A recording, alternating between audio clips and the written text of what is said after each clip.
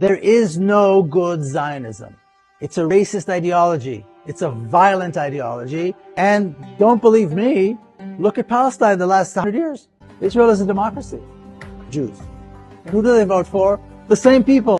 All right, well, we got to correct a lie right off the bat that he decided to tell. Israel is not a democracy for Jews only. Israel is a democracy for literally anybody who lives within its borders that is of voting age and is a citizen. That includes Muslims, that includes Christians, that includes the Druze, freaking Hindus for all I care. Anyways, he starts the video saying, oh, Zionism is a racist and a dangerous and a whatever ideology. If you don't believe me, look at Palestine over the last 100 years.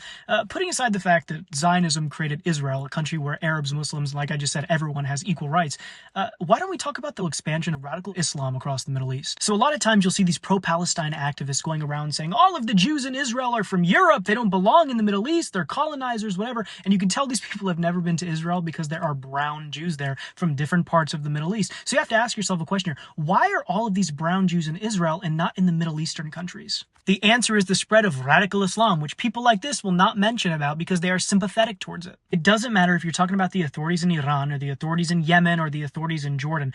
There's like this huge misconception that in Muslim countries, the Jews were treated amazingly and the only anti-Semitism in the world was in Europe. That's just like completely inaccurate. I will clarify though, I'm not talking about all Muslim countries. Israel has been blessed throughout the years to work with certain Arab majority Muslim countries towards peace. You saw this throughout the Abraham Accords process. Instead, I'm talking about a very specific line of thinking that comes from some of these radical Islamic fundamentalists that historically and now has dominated many parts of the Middle East. What I'm trying to say here is if you're going to try to debate me on the ethics of Zionism, you better be prepared to disavow the spread of radical Islam, which this guy's not because he supports the Palestinian leadership, and the Palestinian leadership is pro the same ideology that's in Iran. Iran funds them. This was Jacob Falach spitting facts for JTV.